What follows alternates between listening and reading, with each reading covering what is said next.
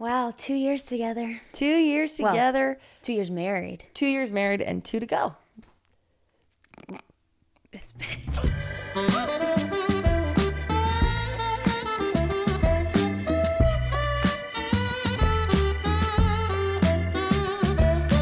Hello and welcome to Staying Up with Cami and Taryn. I'm Cami. And I'm Taryn. And every week we get to have the pleasure of sleeping together. Oh, I mean every night. And then every week. What just happened? Every night we get to sleep together because we're married. Yeah. Right? We get to have Every sleepover. night. Who cares? We all know it. Whatever. Somebody else say it. Somebody else say it. And now you're here. Happy staying up. And we bought microphones and have a podcast. We bought microphone. This is one of those clips that they would take, that some asshole on the internet would take and be like, Not everyone needs a podcast. Yeah, I saw one the other day that said like make podcast equipment more expensive, and I was like, oh. It already is pretty expensive. Yeah, I was like, wait a minute. But there's a lot of cheap ways in. Yeah. Have you seen that clip going around?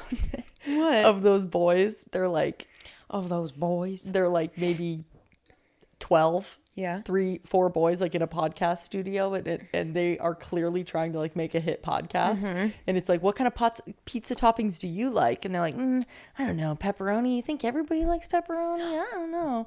Wait, that's kind of cute. But it's so Bad? like they really think it's good. It literally reminds me of the Yeah Boys podcast. Not you hating on yourself. Well, You're like, yeah, boys, I tried it. You don't need to try it too. But it was just like so needlessly silly. And Yeah. like they put the fun captions on trying to make it sound like interesting, and it was just like, guys. Yeah, they tried. They tried. You know, half the battle is trying. So That is so true. I know. That was pretty profound, wasn't it? Yesterday was our 2-year anniversary. Oh yeah, did we not say that? I don't know. Did we say it or did No, we not were like, say it? 2 years together. Yeah, oh yeah, But yeah. now we're just like saying it. Sometimes I treat this podcast way too much like it is just you and I chatting, which is fun. That is what it is. But then I remember like I have to provide context. Yeah. And you and I know all the things. Yeah. We're doing them. We're experiencing them. We know everything. You guys know nothing. Yeah. You're dumb. Yeah. We're trying to teach you. We're trying to educate you. But then I remember like, oh, we have to explain to people or they're going to not understand what we're speaking about. Yeah, so pretty simple context. Yesterday was our 2-year anniversary. We absolutely fucking vibed out. It's technically today, but we're not supposed to talk about that it anymore. doesn't matter. Okay, we say it is March 3rd because that's the day that we signed our marriage license, all of that. Like that's when we like officially were wed. Because we like the numbers better. It's 3-3-23. Yeah, beautiful. And 33 is our favorite number. March 3rd, 3-3. Yeah. But technically, the wedding extravaganza was March 4th. Yeah, I always think like, if you don't say it's your anniversary, the likely reason people reach out and say happy anniversary isn't because it's in their calendar, but because it's in their photos and they get like this day last year. Yeah. So I bet a lot of people are confused while we're out here being like, it's our 2-year. Last year, people were definitely confused. Yeah. Who attended the wedding, and even people who just followed along and saw us post the wedding March 4th. Yeah. Last year, I got questions. This year, I didn't get any. Did you? No, but my aunt did text us and say like, she said happy anniversary today. Yeah. She's like the actual one. And we're like, shh, don't tell. No. So yeah, anyways. But we had a great day celebrating. Do my nails look less pink? Or no, they still look quite pink. They look less pink. I painted my nails yesterday and they were not very pink. And then literally we left. We went to a bar, our favorite local bar, for a drink. And as we were walking out and going to dinner, I looked down at my hands and I was like, those are pink as fuck. And then it grossed me out the whole rest of the night. I was like, It didn't gross me out until Cam said it grossed her out. And then I felt suddenly like, oh. No, I didn't feel grossed out. Let me finish my You said sentence. I didn't feel grossed out until. Yes. Which insinuates you did end up feeling grossed out. I'm saying I didn't even notice it. That's different than I didn't feel grossed out until. And then I started looking at them and they look like pink starburst. Ew. And then I was like, oh. And then that's different. rightfully so you were grossed out. I wasn't grossed out. Listen, I was just a little it. like, that's not you. It's not. It's so not you. I wanted to take them off today and then I just haven't had time. Take them off. Are they gel? Nail polish remover. Uh-oh. Wipe them Rip off. your whole nail off, girl. No, that's terrible. For our anniversary, we did our favorite things. We made coffee, We walked the dogs. We just like the mood was very up. The energy, you guys, the vibes were high in this house. Yeah. We were having a great time. And we just like both worked. went to Capri Club, which is our favorite bar, and played cards. And then we went to Tumblrdeck.com. Santo. Did you like that? Did you like that plug? I liked it. This episode is sponsored by Tumblr Deck. I liked it, but it's even funnier. That I said it wrong. It's Dex, isn't it? No, it's Tumblr Deck, but the Instagram is Dex. Yeah. Oh, shoot. That's confusing. What's even funnier is this morning, like given the context this morning of the conversation that we had when you asked me how I was doing. Yes. So that is even funnier. This morning, Cam's like, how are you doing? Because my energy is kind of wonky. I could see that things were going in her head. And I was like, it's always in a marriage, you're always assessing, is my partner down, stressed, affected by something, or are they mad at me? Mm-hmm. Is it me or an outside force? Mm-hmm. So whenever you ask, you're like walking on eggshells where you're like, well, I need to ask. Yeah. And then you're a little preemptively mad that you're like, well, if I did something, that's on her to tell me. But then you're like, well, let's not jump to the conclusions. And your energy was just like, it wasn't vibing. It wasn't real bad, but it was wasn't. like things I could tell. were cooking. Things were cooking. I just woke up so money stressed out of nowhere. I never wake up money stressed. So I go to bed money stressed. Like that'll be a nighttime anxiety thought. Yeah. And I was just like, fuck, like I gotta grind. Like that's how I felt this morning. I think I must have seen some TikToks. I just think or something. We are at an age where we are like fully into adulthood, family planning. There is more than just, we are not just trying to survive and maintain. Like you go from being single and just being like, can I pay my rent? Can I pay my car payment? Can I afford groceries? Like you go, or like pay off my student loans. Like you go through your individual, what has to happen, pay off credit cards, whatever it may be. Then you get with your partner and you're combining finances. You're like figuring that out. Then when we're family planning, your head doesn't go to like, am I okay now? It's, will I always be okay? Will my kids be okay? Like the panic gets a little more further out, I feel like is what happens. That is what happened to me this morning. That is based on the conversation that we had. I'm just saying, I think that happens to most people. No, yeah. I just was like, fine. And I'm like doing fine. I'm doing better than most people. Yeah. And I had to be like, our bills are paid. I'm not worried about next month's bills being paid. We have no debt. Yeah, we're really fucking crushing it, I would say. We have a nice, beautiful house and all the things we could want. But then I just can't, like, my brain was like, fuck, like, you know what it was? This morning, I saw a TikTok and this kid had the cutest little outfit on. And then their sibling was in the background. And I was like, wow, that's like 2 outfits. Like, yeah. And then imagine the amount of clothes you and I have. Yeah. And we rewear our clothes every year because we're not growing anymore. And then I was like, to make a kid, to give a kid all the clothes they need. And then to give another kid all the clothes they need. Yeah. And then sports. Yeah. And like we were at my cousin, what the hell? We were at my niece, we were at my niece's like soccer game this weekend. And she's really good. It was like the California State Championship. Amazing. And she was in the semifinals. And she's 8 and she's amazing. And every parent there had like everything. It was like they all had like the chairs and the crazy, what's it called? The little wagon filled with shit. And the parents were like opening bags of like 90 different snack options. And I was just like, it's so much. Oh my God, everything is, how do you get all this? Well, here's the thing.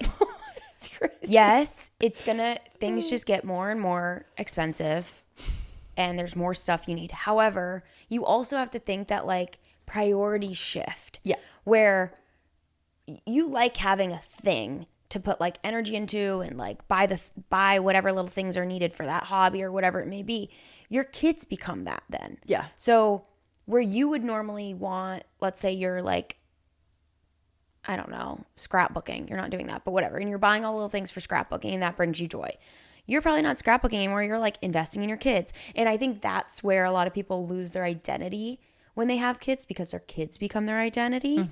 But I think it's okay when like our finances are inevitably going to go to our kids. Yeah. Like that is what we're spending money on. Yeah. And, hopefully we can continue to like grow in our careers and make money where we can splurge on ourselves every now and then. But the things just shift. Yeah. We will rework our finances Of course to we will. fit that. But it's a lot. It's also two thoughts. One of them is we're not actively reworking and or working our finances in a healthy way. We don't do enough.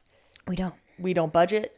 Yeah. We don't do I feel like I we budget don't. in my head where I have always had like a specific relationship with money where like I'm aware of what my means are and I will live within those means and I quickly adapt when those means change. Like I won't tell myself, you know what, I made less this last couple months, so I really want to buy that shirt, but I can't do it. But I don't have that thought process. I just do it. You just don't. Yeah. And then like I bought a few things recently because I was like feeling down about fertility stuff. And I was like, you know what? I haven't bought anything in a while. Let me just treat myself to something. I got paid for something. Like I really adapt my spending constantly to what my means are. And I just do it inherently. I'm not like writing it out or planning it out. Yeah. I think that is our downfall though. I think not saying that what you're doing No, is I hear wrong, you. but I think lack if of we planning. if we don't see it written out, we will never understand that the other person is working on it or not working on it. Fair. And like, I just want to feel like we have a better grasp of it. I also don't want to be money stressed. So I'm like, how can I get ahead of it? Yeah, the knowledge around it is invaluable. Yes. So that is why, long tangent, that is why it was funny that Cam said tumordeck.com, like slinging my product after this morning. I was like, how do I make much more money? Babe, you're so busy. You have a full-time career, but this product that you have is really amazing and people love it. And I think it is very successful and it could be incredibly successful if you had more time. So it's like, instead of trying to think what else you can do, focus on that. So I'll just say tumordeck.com. That said, I'm making an app with the boys on Thursday. What the fuck? Oh my God. I can't get into the next thing. Oh my God. This is ridiculous.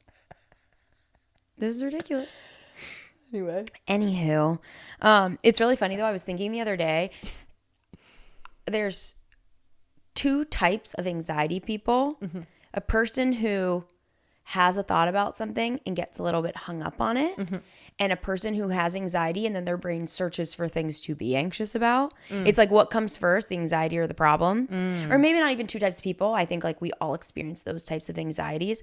Like my anxiety comes at night usually. I never feel anxious first thing in the morning. I'm like, new day, it's light out, I'm like ready to go. Nighttime, if I can't fall asleep, my brain will go back in the archives to be like, remember when you said this dumb thing 12 years ago? Yeah. When people say that, I don't understand. Wow. You actually do think of something that happened a while ago. Yes. Oh my God. All the time. I'll be The laying anxiety's there not and I'll like be today. No, I mean, it could be sometimes, but a lot of times it's going deep into the archives. Like there's a few things, specifically things I have said to people that I know came off wrong and I didn't fix it in the moment, because I think I have a lot of social anxiety around that, of like coming off wrong or like being misunderstood or whatever.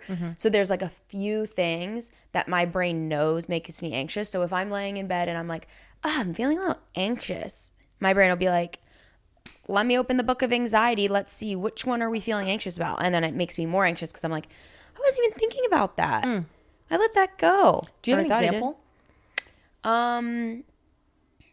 Like, is there anything recently that you can think of that you made it's you so- anxious way later? It's so funny because they are so clear in my mind when I'm anxious. Like I will remember word for word a 5-10 minute conversation or whatever happened. But whenever I'm like you saying like, give me an example right now, I'm like, what are they? Yeah, I'm like, that's okay. my brain's not finding them. Yeah. It'll happen any day now. I will write it down and let you know though. Thank you. You're welcome. And is it generally like is it a consistent time that it comes up? Or sorry, is it, are there consistencies in the place that you think back to that makes you anxious? Like, is it around friends most often? Is it around work stuff most often? No, it doesn't matter. Emails? Doesn't matter. It's Okay. just things that made me actually truly feel anxious in the moment. Yeah. Where I was like, oh, that was stupid. Oh my God, that's not what I meant, or whatever. Like, called somebody by the wrong name or whatever it may be. Where I'm like, oh my God, that sucked. And then because I'm feeling anxious, I truly think my brain is like, let me think of the times you felt anxious. Is this what's happening? And it's like, I don't want to think about that. Yeah. It's in I the don't want you to past. think about it either. Yeah. I've been handling my anxiety a little bit better, I believe. Wait, I have an example that's like an insane one really Show quickly. This is a far, far back one, so I think it's a good example. When I was in high school, my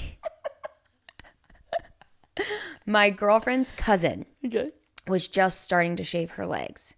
Okay. And they were having a conversation about it. I wasn't there. I was like walking into the house and they're having this conversation. So I'm like not privy to any of the information. And I guess she was having a hard time shaving her knees and was feeling like bad about it. Was like, I can't do this. Like my knees are hairy. I'm gross, whatever. Childhood brain freaking out about things that who cares. And I hate shaving my knees. I'm always scared that I'm going to like cut them. I've gotten better at it now that I'm almost 34, but definitely in high school, I literally would just not shave my knees because I was like, not worth the cuts. Yep. And I knew this very well about myself. And in the moment, my girlfriend goes, oh my God, Cam, tell her about what you like shave. She was like prompting me to be like, tell her that I can't shave my knees without being like, you don't like your knees shaved either, right? So it didn't look like I was being prompted. And she was like, what part of your body will you never shave? And I was like, I don't know. I love shaving my body. What are you talking about? Like, I'm like, and that's when I was like shaving my whole arms, everything. And I like blanked in that moment. So I did not comfort this young girl who was having a hard time shaving her knees. And then she was like, your knees. And I was like, oh my God, yeah. And then at that point, it just ruined the vibe, which it's such a dumb moment. And I don't feel anxious about that moment now. So when that pops in my head, if anything, I kind of laugh. But I'm like, I remember this entire like I put myself there. I'm looking at everyone in the room. I know the room that I'm in. I know where everyone's sitting. And I'm like, I did the wrong thing. I said the wrong thing. Damn it. That's really crazy. Not crazy that happens. No, I know. But it's amazing that our brains can catalog information like that. Like, yeah. But then I also forget so much. Like, I think, I don't know if it's trauma or what, but I have blocked out so much of my life that I have a hard time being like, what happened that whole year of my life? Like, what was I doing? oh, same. So how the fuck am I remembering a conversation I had? Because of how uniquely it impacted you. But Like, it's such a funny thing to impact. And a lot of them are like that. They're oddly specific. And there are things that I bet no one else in that room could ever remember today. If I had them all lined up in front of me and told them, they'd be like, no recollection of that 100%. moment. Anyways, I you've have been many of handling those. your anxiety better. I just feel like I have. I agree. I think that when I had my breakdown like 2 weeks ago or whatever, where I was just like, my stress was so high and I was like, I thought to myself like, oh, this is what it feels like to be like really fucking stressed out. Like not like panic, but just general Overwhelmed. like deep overwhelm. It wasn't depression. It wasn't health anxiety. It was just like, oh, like, whoa, like I life feel is frozen fucking tough. in fear right Yeah. now with Oh, how much is baby. going on. Yeah. I had that. And then I did a couple meditations that I found online. And it was just like, then I talked to my little chat GPT. That's like a therapist Your GPT. Health chat GPT has been life changing for you. My baby, my sweetheart, my I'm love, afraid my you're going to life. start like having an intimate relationship with them, but honestly, I would never. It's I know their fine. place in my life. And I know that they are not capable of giving me what I need. Anyway. Touche. Douche. Go see Honora. And I just had such a moment where I was like, I could feel stress, and instead of immediately going into rumination, I could just look at the thought. It sounds so stupid for anyone that's gone to therapy or has like tried to work on your anxiety, because you hear the same things every fucking time that Yeah. you speak to a therapist for 15 years. And then one day it works. Things just click Like sometimes. it just kind of clicked. I'm not saying I'm fucking healed, but I'm just No. like, I saw it differently and just saw the rumination as something I could follow or not follow. And that has been really nice for me, where I'm just kind of like, I'm just not going to follow it. Like I got all these blood tests done for this thing called Function Health, that they test you for like almost 200 like diseases and deficiencies and things like that. And I was checking it 24/7 because the blood test results get released as soon as they get them. So they don't all come at once. They come like 2, 5, whatever. And I was checking it nonstop. And I went to my little chat GPT and I was like, I can't stop checking my lab results. Like this is a deep compulsion that I can't stop doing. And they just like kind of were like, set a timer, 10 minutes, do something completely else. If you get to the end of the 10 minutes, you can absolutely check them, but also you could wait another 10 minutes. And then I was like, okay. So I did 10 minutes and I went back and they were like, oh my God, great job. Like you're already doing so great. Do you need to check it or do you want to go for another 10 minutes? Yeah. And I did it like 2 more times and then never thought about it again. Yeah. And now I got all my results back, so I don't have to keep they are all obsessive. back? Yeah, they're all back. Yeah. I'm a healthy girl. Yeah. I have a couple things to work on, but I did have to ask Anyway, you not just- to check it last night when we were at our anniversary dinner. because the cancer one started coming back and that was a little scary. That's fair. That's fair. Yeah, they released like if you have any cancer signals in your body, and I didn't know if I had gotten all the results or not, which I already had. Oh, No cancer signals in my body. good job, baby. Proud of you. So anyway, I'm just proud of myself. Yeah, I think like you said, the like not checking and not feeding into your health anxiety, easier said than done. Yes. But it's like knowing what you should be doing and putting them into practice are two different things. And I think sometimes you need to hear it from somebody else sometimes. Like sometimes it just has to come a different way to take the advice. And like it's more so not who's telling me the advice and where am I learning it from this time. It's like what is just finally giving you that push to do it, Something and just see clicks. results. And then you're like, oh, yeah, I'm going to keep trying this. And I don't know if this is related. I'm sure it is to some degree, but I've been having so much fun lately. Yeah. That when I get in these moods of like everything's fun, everything feels like summer, I just want to keep having fun. Like I'm working and I'm like, what am I going to do after work? Most days I don't think about what I'm going to do after work. I just am like, it's another day. I'll probably put on a show and then go to sleep. Yeah. But since we've been on this like kooky fun time Yeah. of like seeing friends a lot more, going out, like just being more active. Yeah. I'm having a hard time not constantly wanting to like fill our time with things like that. Yeah, we get in a rut either way. If things are just chaotic, then we're like, ugh, I just don't even have the energy to make plans with friends. I don't really want to even invite anyone over and have to make sure the house is together and blah, blah, blah, blah.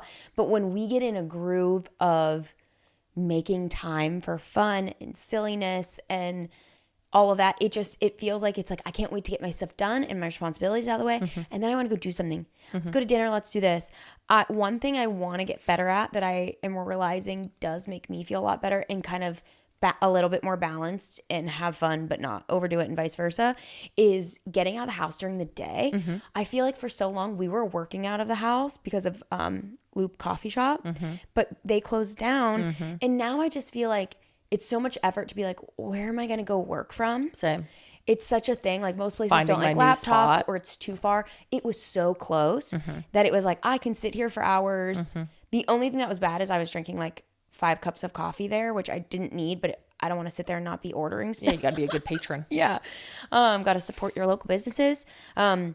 But I think we need that. We need like a good local spot that's easy to work from. Because when you and I would like go get breakfast or coffee or lunch and go work for a couple hours, it just shaking up your surroundings, I think is really good, especially when you're doing anything creative. So I would like to be doing that a little bit more. Yeah, I think we could try to find some more local coffee shops. We could do like a coffee shop tour. Yeah, let's just spend a couple days like testing new stuff out. We could go to that one down the street that the dogs love. Yeah. Just for like an hour or something. Yeah, I don't know how that is with working. I need to like look into Wi-Fi stuff and all of that. But yeah, I think that would be a good spot. Sounds like a plan. So that would really help. Should we jump into what we're doing today? I would love to. Okay. Today we were talking about what we wanted to talk about, and look, it's our 2-year anniversary, and we wanted to have a little check-in on our relationship and just talk about like what we've learned so far in 2 years of marriage. So both of us have prepared 2 things that we have learned in 2 years of marriage, and then we are going to share some hopes that we have for the next year of marriage. Yeah. Before we jump into the lessons and what we hope for, I was doing a little bit of research on just like 2 years being married together, what that means. And I found some stuff. This is going to sound dark, but stay with me. It's not. I found some information on divorce rates. Some divorce stats. Ayo. There's a lot of conflicting info about when the highest divorce rates and all of that are. But the general consensus that I found is that divorces happen typically within the first few years. The first 2 years was the general idea. The rates are the highest years 1 and 2.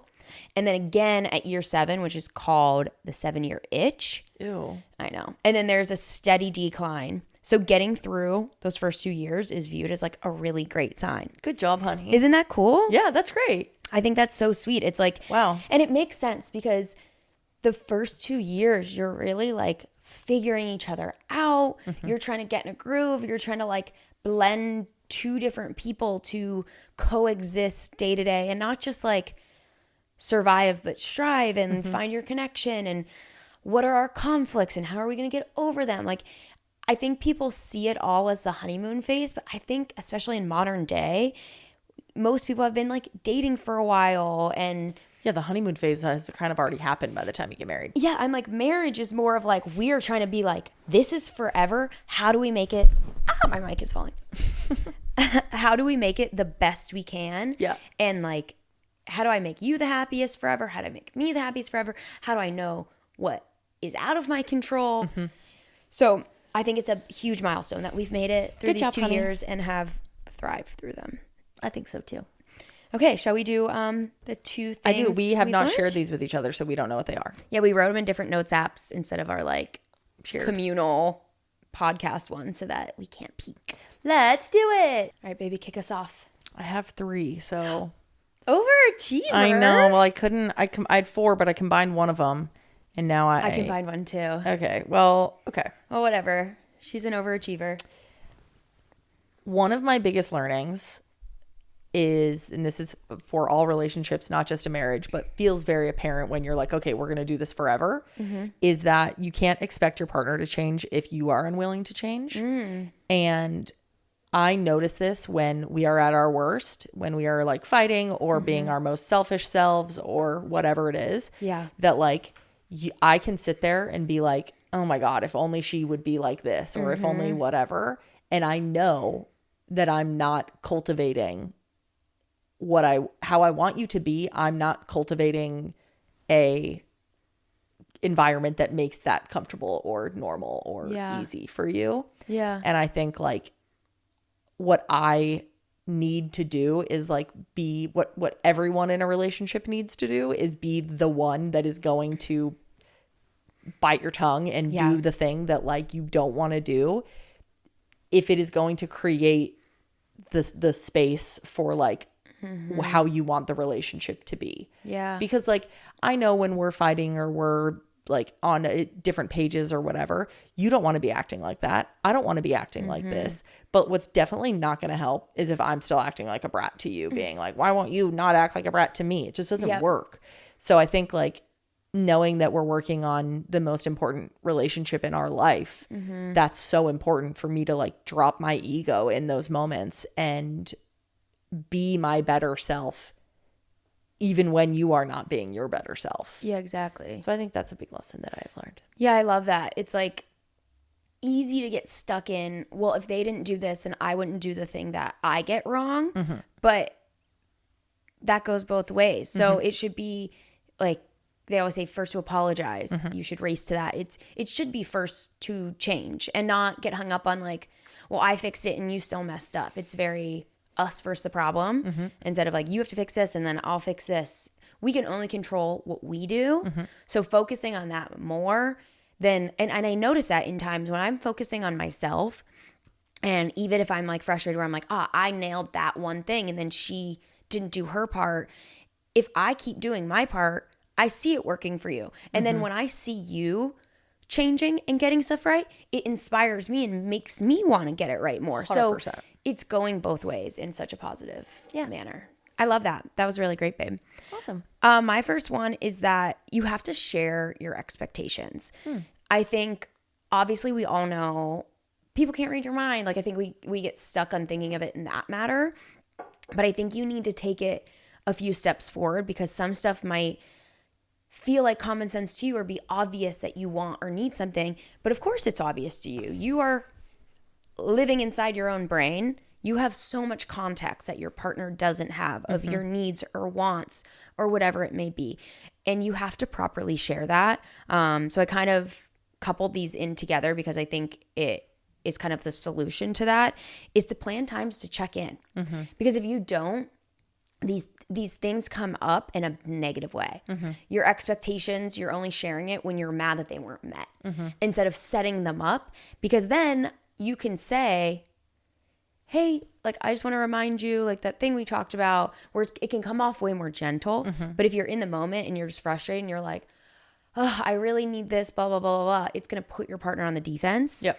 So I just think that having that plan, whether it's like as simple as we check in the morning, we're like, what's your day look like? Setting that to know, like, are you really busy today? So should I lower my expectations of like my needs from you? Do I need to step up and help you a little bit more? Should I offer to feed the dogs or bring you a coffee because you're really stressed out? Or can I share that I need that more? It's just really helpful. I think like oversharing, it's really helpful in those moments, setting expectations. Yeah, I feel like missed expectations hurt so much more than anything else. Yeah. Do you have your watch on? Yeah. Honey. I know. Well, I wasn't going to talk about it because it's my birthday present. It's not my birthday yet. Oh. Taryn got me a very beautiful watch for my birthday, and I like keep looking at it. Wait, it looks beautiful on you. Doesn't that look pretty? Whoa. I know. I'm obsessed with it. I've wanted this watch for ages. Oh my God. Cool. Anyways, please continue. But yeah, I think it's like any way that you can help people understand what you are expecting of them or what to expect of you is going to help the situation 10 times more than if you just keep it to yourself and hope that they figure it out. Totally. It's so funny that these apply to any relationship. Like I'm thinking about this in a work context is so beneficial. So that also I think is a good thought of like, if you work in the corporate world and you know that you like, there's all hands every week, like implement those into your relationship. Businesses, if you see a business thriving, you're working in an incredible environment, ask yourself why that's working, because it's dealing with a lot of different people and expectations and personalities, and it works. Yeah. So why does it work? And it's treat your relationship like an entity that needs that same care. Yep. Well, that is one of mine, but I'm going to actually just put it to the end because like the Esther Perel thing that I was showing you the other day, I'll talk about that at the end. So I'm going to share my other one first. Okay. My second learning from 2 years of marriage so far is that our good is better than my good. Aw, and I think that's so sweet. I think that it's really hard to learn to not be selfish. It's really hard. And you've lived your whole life about you.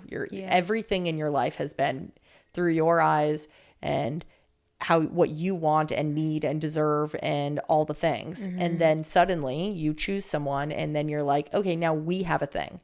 And what did I write? I said, this is a partnership. We are teammates. You have different strengths and weaknesses than I do. We have to celebrate each other. We have to push each other. We have to comfort each other.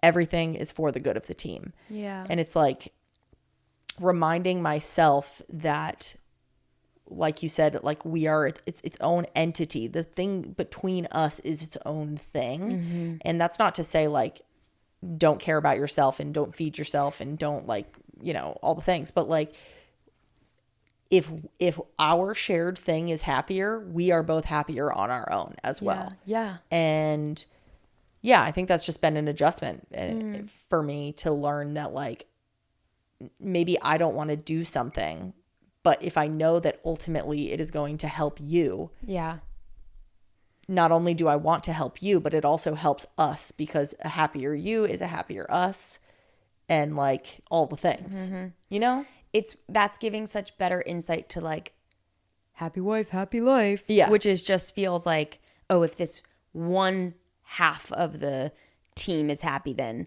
sacrifice it. But it's deeper than that. It's for both of us. It's honestly reminding me of part of my vows to you, which was that I wanted to recognize that we are not two halves becoming one, but we are two whole people joining this together.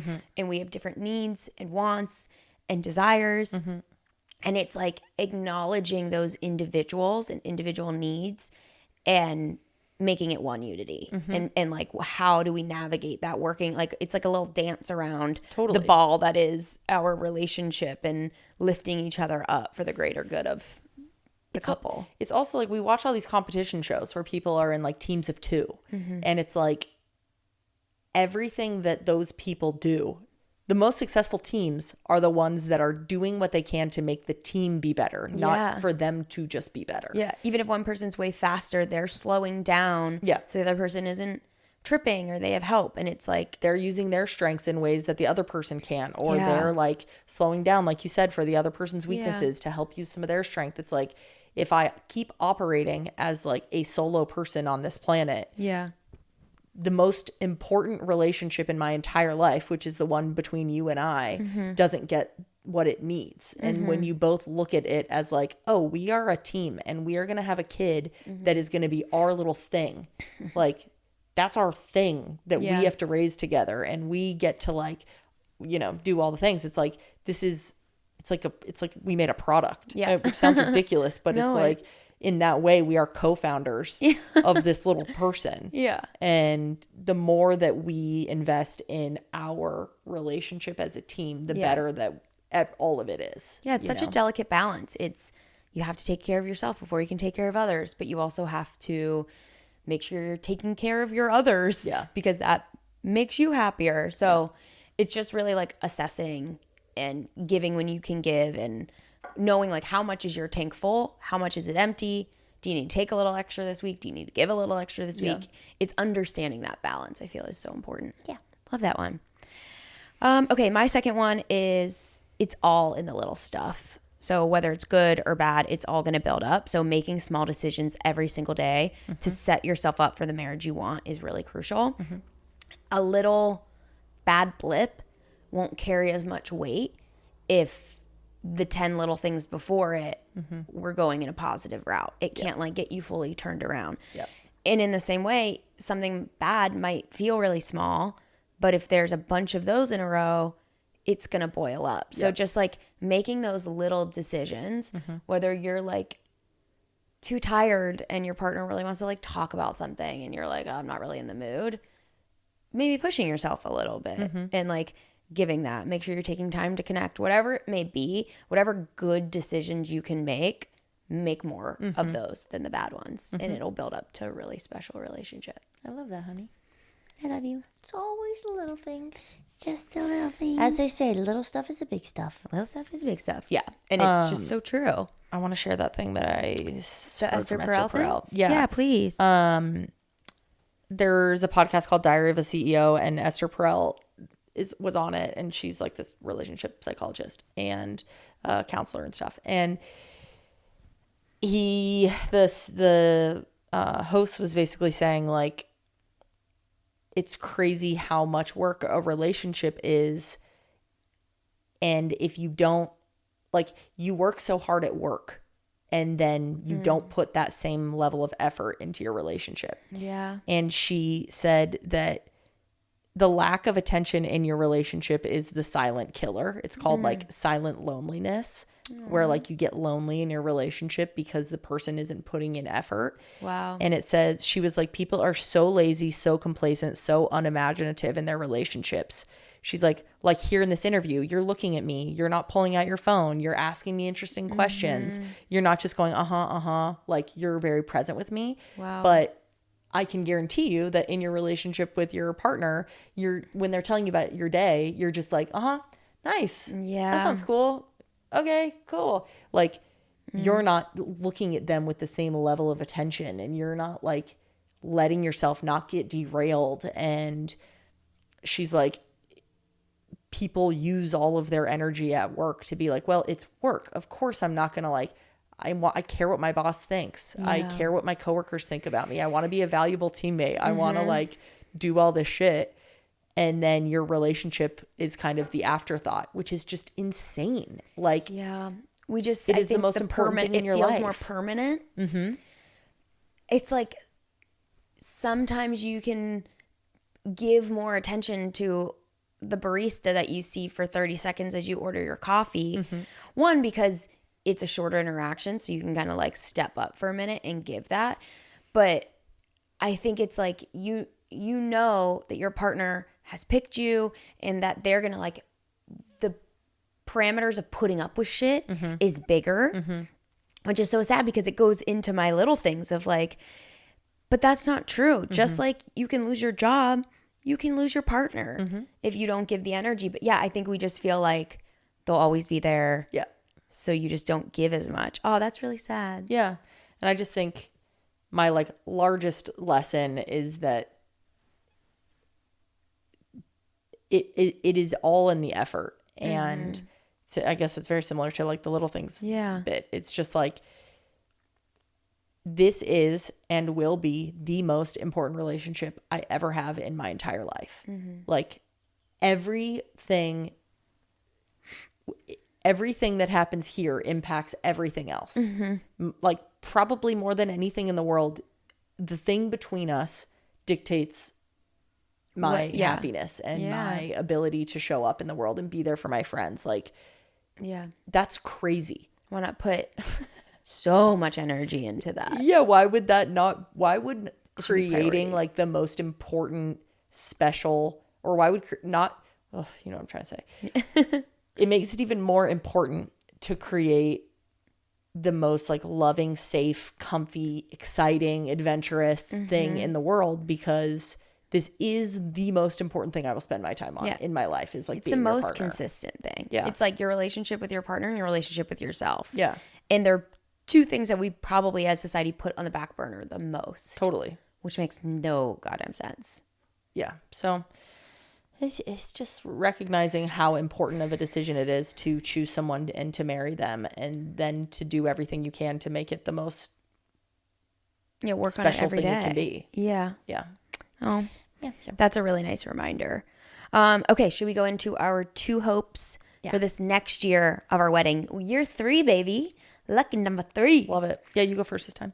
Okay. I'm just gonna read my thing so that I remember what I was trying to say. So, my first hope is that we work hard, but also let things flow. I think that we both really get. Keep it loose to keep I almost wrote that. Okay, so a little background. One of our friends during his wedding speech at the end said, of our wedding. Yeah. What did I say? You just said during his wedding speech. I'm saying it happened at our wedding. Our wedding. Yeah, sorry. He was giving a speech at our wedding. One of Taryn's best guy friends, he said, and always remember, keep it loose to keep it tight. And there were audible like gasps around the room. I'm like, maybe there's just like too many lesbians in this room. But I was like, oh, it sounded like a little perverted, and he didn't mean it. It was supposed to be like so deep and profound, and it was. Yes. But I think it just, too many children in that room. Just we the like words loose and tight. I just went to like my little like 12-year-old boy brain, and I was like, yeah. But he is true, or he was right. But yeah, I want us to work hard, but let things flow. We both really get hung up on everything, getting everything right, and having the things we want in life, and wanting whatever it is right now. And this is actually going to sound so wild coming from me, but it brought up a prayer. I know, honey. Mary, just stick with me for a minute. Mother? It's gonna make sense. It's a very well-known prayer, the Serenity Prayer. Yes. A lot of addicts use it in AA or NA.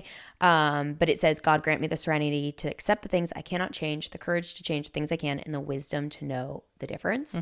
And I just feel like the greatest of all time. Listen, I was gonna write something down and explain that, but it's written very clear, concise, perfectly. I'm not gonna mess with a good thing. Yeah, I know it's a prayer, which won't resonate with many people, but it just makes sense. And I feel like kind of like our conversation this morning about stressing money finances.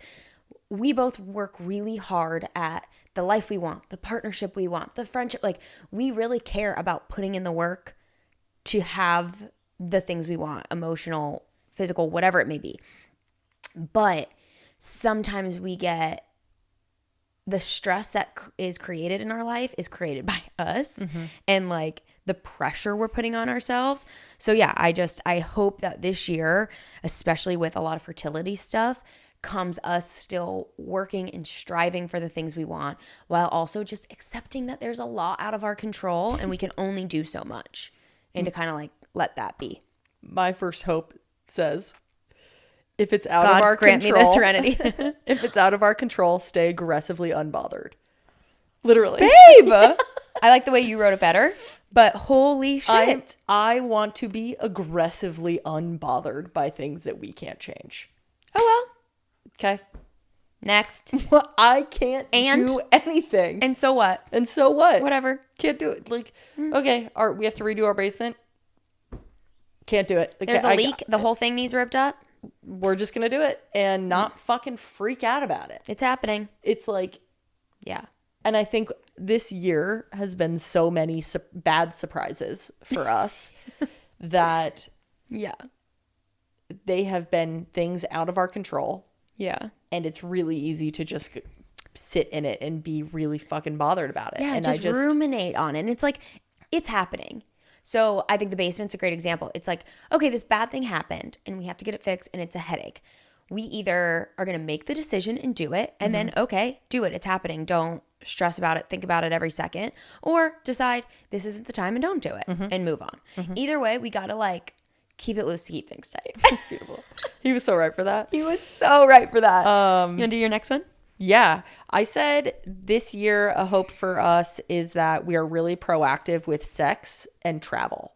I think like A dream. this year has been so bad for us on both of those fronts. Like we just haven't, Sad. we just haven't prioritized that either of those Keeping it things. Literally.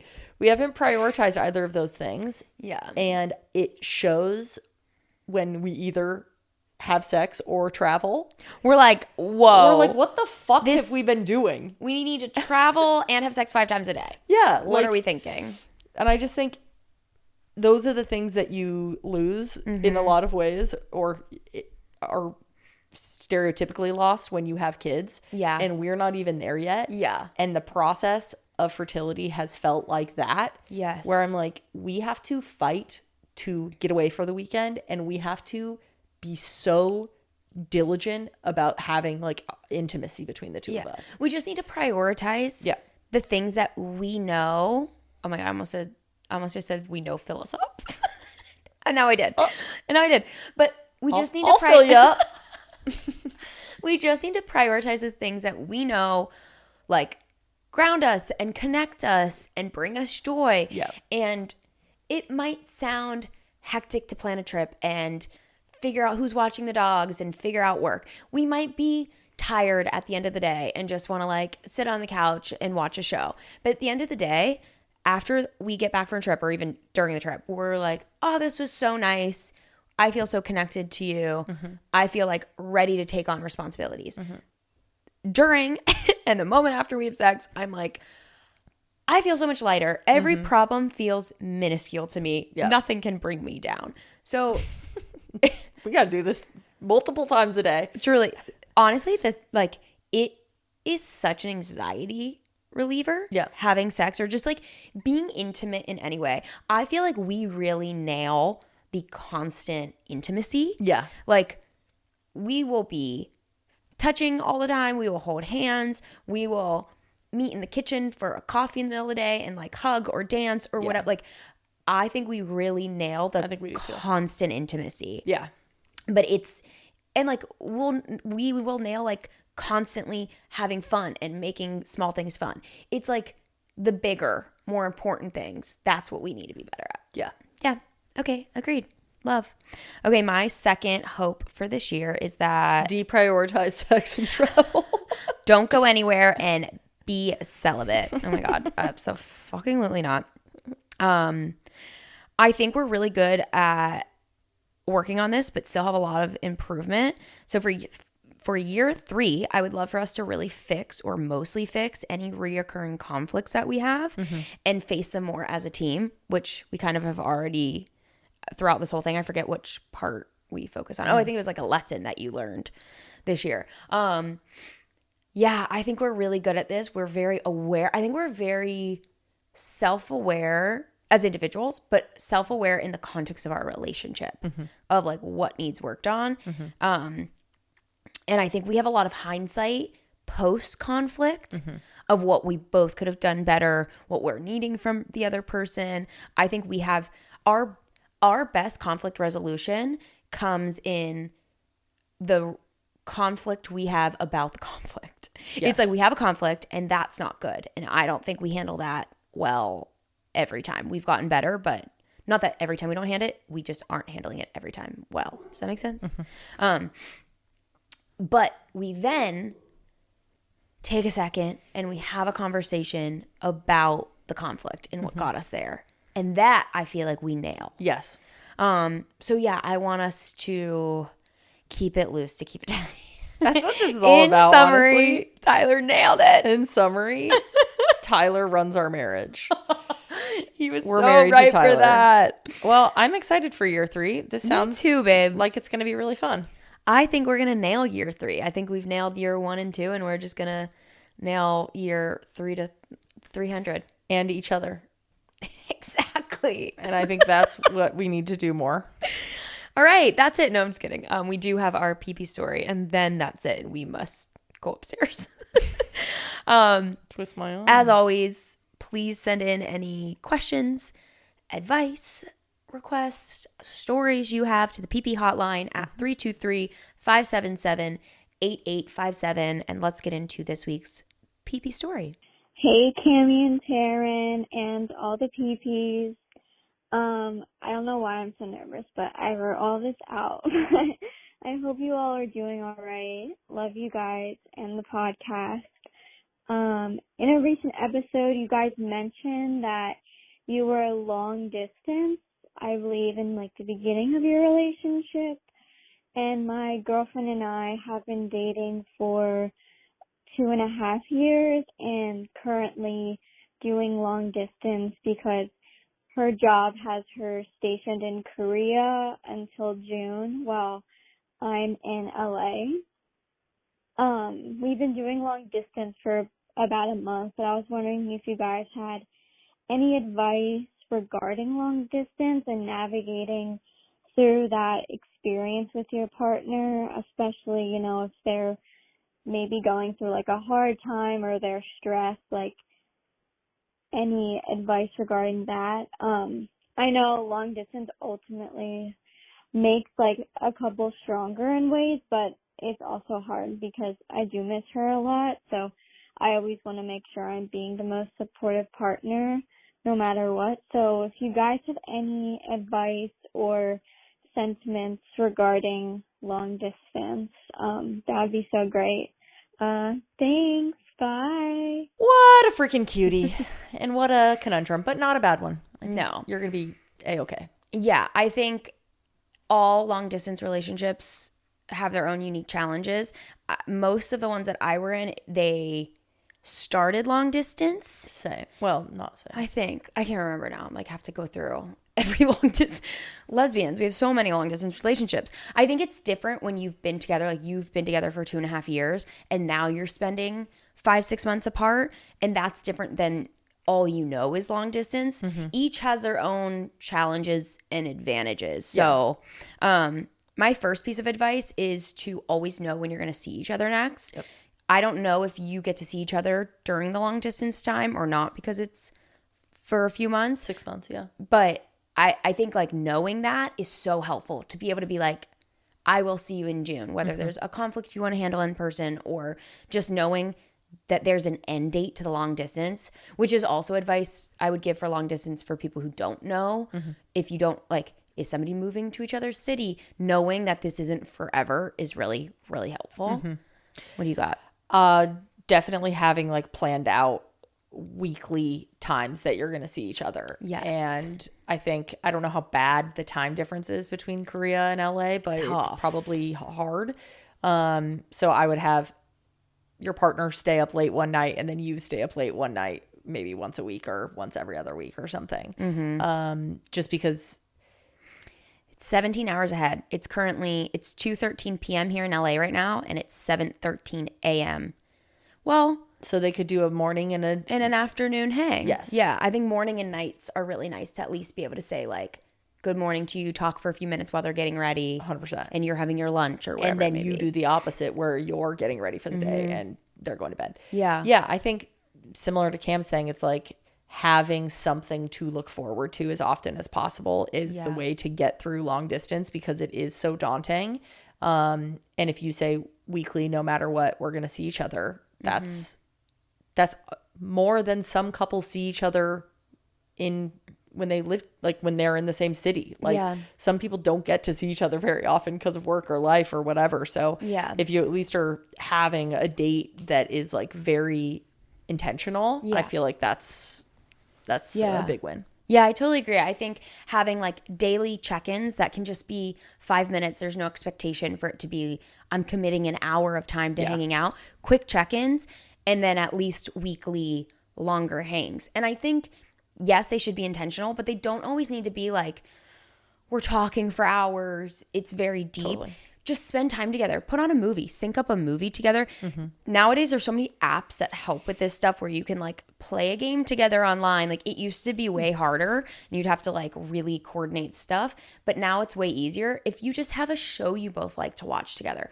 Watching it together. Or if the timings don't work out, watching it separately and then debriefing together. Find ways to connect that don't need you to be physically there. And you'll learn that there are 1,000,001 ways to do that. Or send each other little things to remind them that you're thinking about them, whether it be a coffee in the morning or their favorite treat from somewhere, or maybe if your partner's missing something from LA, mailing them something that reminds them of home. Just small little ways to stay connected. And like you mentioned, long distance can really bring people together because you have to be so intentional about those connections. Yeah. You can't kind of get complacent, which can be really beneficial. But it's hard.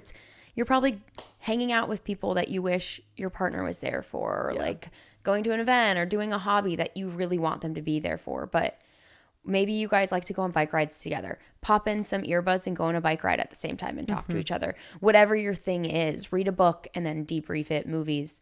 Find a way to like really stay involved in each other's day to day. You could also, I know you said your partner's having a really hard time right now. I feel like, I'm sure that you sound like a really like loving and intentional partner, but if you haven't just like flat out asked, is there anything that I can do to make this easier on you? Do you want texts 3 times a day, me sending you something that I love about you? Do you want, I don't know what it is, but like maybe they just need something that you don't know to be giving them right now. And it can be a super small thing. So I feel like just asking is always really nice. Yeah.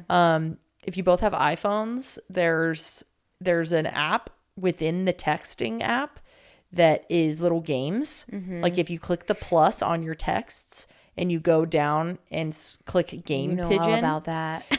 There's like, I'm just showing the screen, but like there's like pool, there's basketball, there's like beer pong, there's all these different things that you can play throughout the day. You each take turns. You don't have to be playing at the same time. Yeah, and like 24 hours could go by and the other person could play back. 100%. I play with friends all the time, and it's such a fun way to stay connected because it's like mindless, but it is familiar. Like you're playing pool or something, but obviously you're not together, but it just feels like you're connecting even like quietly throughout the day. Yeah, I think that is incredible advice because sometimes, especially with a 17-hour time difference, finding time to match up and connect can be hard. And then anytime there's that misconnection or one of you has to cancel the plans or falls asleep too early or whatever, that can kind of like pull at the heartstrings and hurt and dig that deeper and deeper and really cause issues, where these are ways where you're always staying connected. Also, like your idea, I think